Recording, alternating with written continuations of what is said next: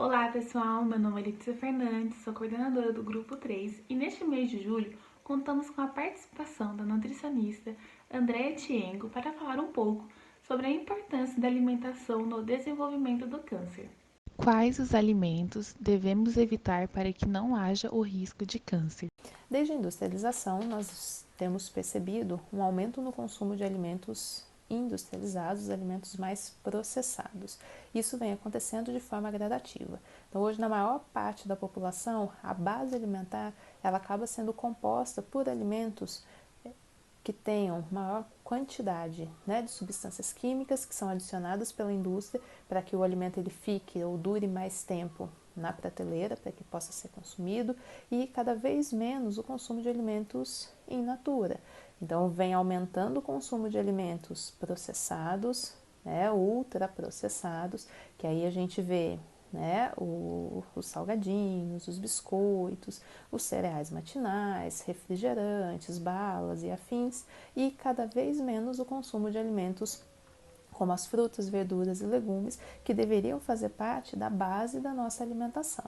E esses alimentos, o consumo desses alimentos associada à inatividade física, ao estresse com que a gente vive, toda a parte genética, acaba aumentando o risco do desenvolvimento do câncer. O modo de preparo da comida pode influenciar na aparição de câncer? Existe um mito acerca da utilização do forno micro-ondas e o aparecimento do câncer. Sabe-se que o micro-ondas ele tem a função de aquecer os alimentos sem modificar, seja a estrutura química ou mesmo a estrutura molecular. Então, o forno micro-ondas por si só ele não tem a capacidade de levar ao aparecimento de substâncias carcinogênicas. Uma das recomendações é que sempre que possível seja utilizado ou recipiente de vidro ou recipiente de porcelana para que ocorra esse aquecimento, evitando o máximo possível a utilização de plásticos. Quando nós falamos em alimentos, existem alguns nutrientes, como as proteínas e as gorduras, que quando submetidas a altas temperaturas, acaba aumentando o risco do aparecimento de substâncias potencialmente carcinogênicas. Um exemplo que nós sempre utilizamos é a carne, por exemplo, o churrasco. Quando consumido de forma constante, de forma excessiva, e essa carne sendo submetida a essa temperatura muito alta, acaba aumentando o risco dos indivíduos de desenvolverem o câncer. A obesidade aumenta o risco de câncer? Hoje, o que os estudos mais recentes mostram é que a obesidade ela tem uma relação direta com o desenvolvimento de alguns tipos de câncer, incluindo os cânceres de trato gastrointestinal, como estômago, intestino, vesícula, pâncreas, fígado, além do câncer de mama. A obesidade, ela é um estado de inflamação crônica, então o paciente obeso, ele vive num processo inflamatório constante, produzindo inúmeras substâncias, inclusive alguns hormônios, que têm a capacidade de estimular o crescimento dessas células carcinogênicas.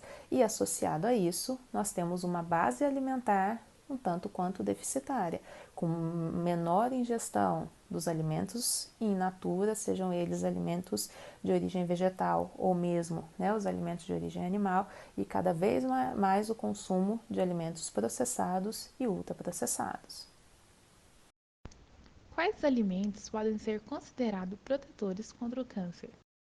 Infelizmente, nós não temos nenhum alimento que de forma isolada consiga proteger ou mesmo curar o câncer.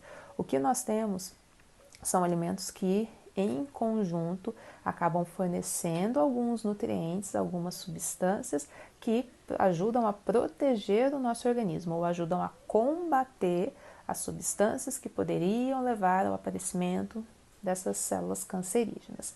Então, hoje nós sabemos que a base da alimentação ela precisa ser composta pelos alimentos in natura, seja os alimentos de origem animal ou os alimentos de origem vegetal. Quando nós pensamos nos nossos alimentos de origem vegetal, são eles que irão fornecer as nossas vitaminas, os minerais, muitos deles com uma capacidade antioxidante, que é de proteção do nosso organismo contra substâncias que podem levar ao aparecimento do câncer, além do fornecimento de fibras. Esses nutrientes em conjunto acabam protegendo o nosso organismo dessas substâncias cancerígenas que poderiam levar ao desenvolvimento do câncer. A recomendação que nós temos hoje é que haja, a ingestão mínima de pelo menos 2 porções de frutas e pelo menos 3 porções de verduras e legumes todos os dias. Quais os tipos de alimentos que ajudam a fortalecer o organismo durante o câncer? São os alimentos que fornecem principalmente as nossas vitaminas e os minerais e também as fibras, representados aí pelos nossos alimentos in natura, principalmente os nossos alimentos de origem vegetal. Existem alguns nutrientes que ajudam a fortalecer o sistema imunológico, que durante o tratamento para o câncer seria extremamente interessante. Entre esses nutrientes nós temos aí a vitamina C, que nós encontramos nos alimentos cítricos, a vitamina A, principalmente nos alimentos amarelo-alaranjados, a vitamina E nos alimentos com maior teor de gordura, como os óleos vegetais, como a manteiga, como as nossas oleaginosas, representadas aí pelas castanhas e afins, além de zinco e selênio, que nós encontramos também nos alimentos de origem animal, mas também aí nos nossos alimentos de origem vegetal, como algumas verduras e principalmente aí as nossas oleaginosas. Qual a influência dos alimentos ultraprocessados durante o câncer? Quando nós pensamos nos alimentos ultraprocessados, a gente sempre precisa lembrar que são aqueles alimentos que a indústria precisa colocar inúmeras substâncias para que ele dure muito mais tempo, para que ele não se estrague com muita facilidade.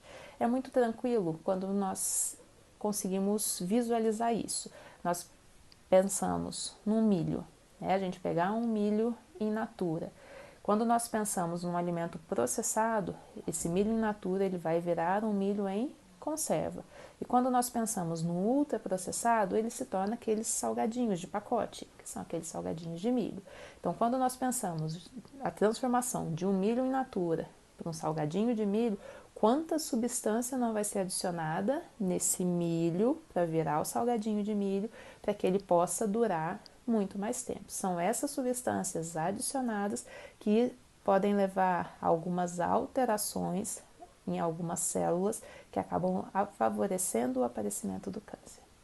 Há algum tipo de medida a se tomar em relação à alimentação quando o paciente apresenta sintomas decorrentes do tratamento para o câncer? As medidas elas são variadas e vão estar de acordo com o sintoma apresentado. O que nós observamos de mais comum é justamente o aparecimento de náuseas, de vômitos, de perda de apetite, perda de peso e principalmente às vezes ferida na região da boca e região da garganta. Quando o paciente ele vem apresentando perda de peso ou mesmo perda de apetite, uma das recomendações é que ele tente manter a ingestão alimentar sempre que possível, sempre que puder ficar distante do local de preparo da refeição, melhor, porque isso às vezes o próprio cheiro pode levar ao aparecimento dos enjoos. Se o paciente ele apresenta feridas na região da boca ou da garganta, sempre optar por alimentos mais líquidos, por alimentos mais pastosos, que não tenham muito tempero. A temperatura não pode ser nem muito gelada, nem muito quente, para não gerar uma lesão ainda maior. Outra recomendação seria sempre procurar a ajuda de um nutricionista, ou de outros profissionais de uma equipe multidisciplinar, incluindo médico, enfermeiro, fisioterapeuta, fono, toda vez que for necessário, para que ele seja orientado da melhor forma possível. Quais os problemas nutricionais mais comuns encontrados em pacientes com câncer?